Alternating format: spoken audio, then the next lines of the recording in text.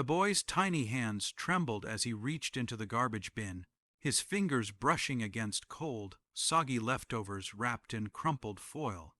He was only 8 years old, yet his nights had become a silent battle against hunger, shame, and the unkindness of those who were supposed to love him. His stepmother stood at the corner of the street, arms folded tightly across her chest, her eyes burning with impatience as she hissed at him to hurry. "Find something, or you don't eat," she snapped, her voice sharp as broken glass. Tears rolled down his cheeks as he tried to hide his sobs, but the night was too quiet. Every sound, every sniffle echoed louder than his little heart could handle. He remembered his father's promise the night his mother died. "I will always protect you, son, no matter what." But promises had faded into shadows when his father remarried. The man who once carried him on his shoulders was now blind to his pain, too lost in the web of lies the stepmother spun daily. The boy found a half-eaten sandwich buried beneath greasy wrappers. His stomach growled, but even in desperation he hesitated. The bread was hard, the smell sour. He looked at his stepmother, who nodded coldly, forcing his hand. With trembling lips, he bit into the stale piece, tasting not food but humiliation. Just then headlights cut through the darkness. A sleek black car slowed down as if the universe itself had decided to pause at that very moment.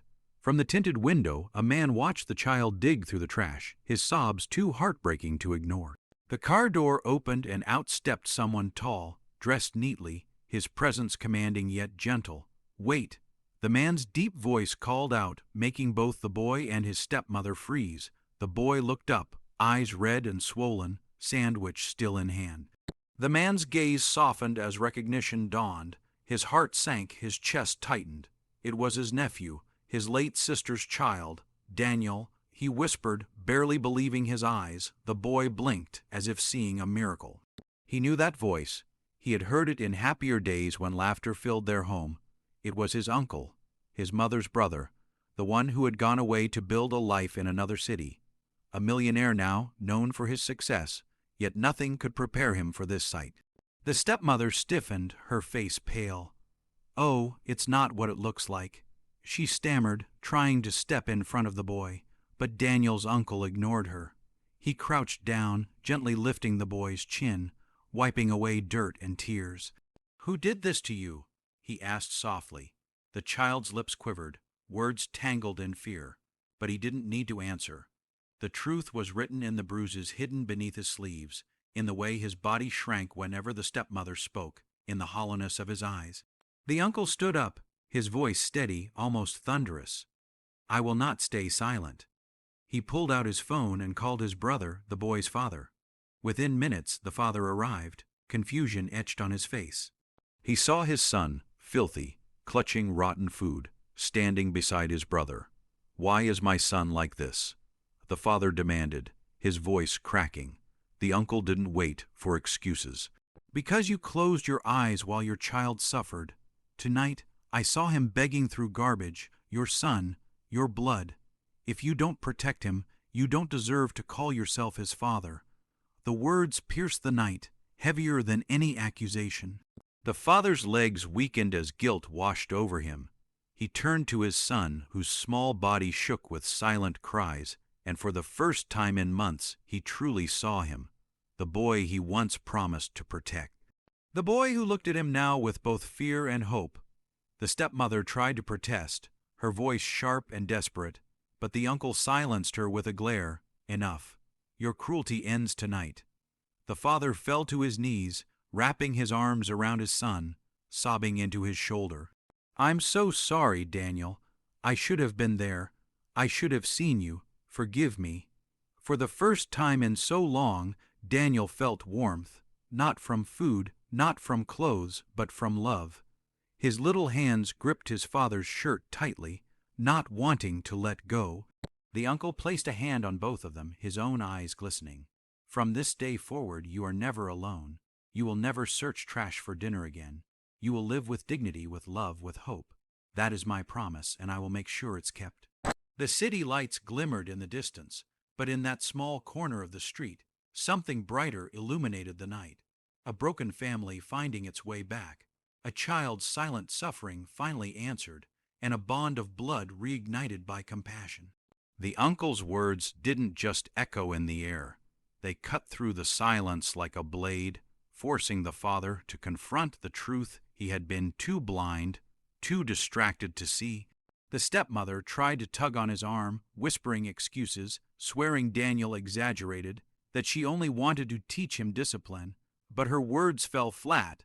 The father pulled away from her grip as though her touch burned him. His eyes no longer carried confusion. They carried fury. "You made my son beg for scraps," he roared, his voice trembling with both anger and shame. "You stood there and watched him suffer, watched him dig through garbage while you lived in my house as his mother." The stepmother stumbled back, her mask of control cracking.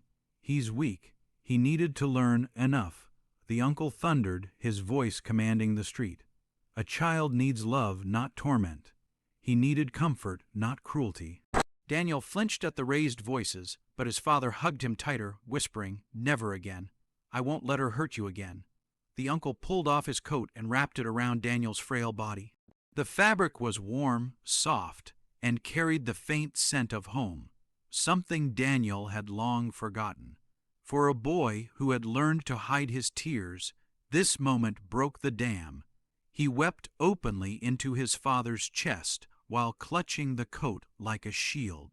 The uncle's driver, who had been quietly watching from the car, stepped out and handed the uncle a small water bottle and a handkerchief. "Sir," he said softly, eyes glancing at the boy with sympathy. The uncle knelt again, gently holding Daniel's face as he wiped away the grime. "You're safe now. Do you hear me? You're safe." The father stood frozen, guilt anchoring him to the spot. He thought of the nights he dismissed Daniel's quiet whimpers as childish complaints, the times he believed his wife's lies when she said Daniel was too lazy or too sensitive. The truth was glaring now. He had failed his only son. "I don't deserve your forgiveness," the father whispered, tears streaking his face. "But I will earn it, Daniel. I swear to you, I'll never turn away again." The uncle put a firm hand on his brother's shoulder. "Then start tonight. This is your second chance. Don't waste it." The stepmother, sensing her grip on the household slipping, lashed out. "You think you can just take him away. You think you're better than me because you have money. He's my stepson. I've raised him while you were too busy with your business." The uncle's gaze hardened. "Raised him, you destroyed his childhood. You will never hurt him again." For once, the father didn't defend her. He looked at her with disgust and shook his head.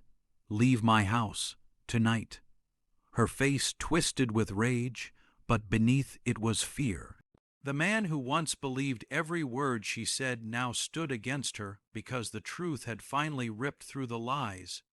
She stormed off into the night, her shadow disappearing into the distance, but no one looked back. Daniel clung tighter to his father, his tiny voice breaking the silence. "Daddy, will I still have to beg?" The father's heart shattered at the question. He knelt so his eyes met his son's, voice firm but tender. "Never again, my boy, never again." The uncle smiled, brushing Daniel's hair gently. "From now on, you'll have warm meals, a soft bed, and a family that truly loves you. And more than that, you'll have a future." As they led him toward the car, Daniel looked back at the garbage bin he had been forced to search through. For so long, it had been a place of shame and hunger. Tonight, it marked the place where his suffering ended and his new life began. The uncle opened the car door, lifting Daniel carefully inside as though carrying something precious. The boy leaned against his father's chest, eyes heavy but finally at peace. The city around them bustled as if nothing had happened, yet for Daniel, the world had changed forever. A door had opened, not one of wealth alone, but of love, safety, and the promise that his cries would never again go unheard. And as the car drove off into the night, the uncle glanced at his nephew, then at his brother, silently vowing to never let either of them fall into darkness again.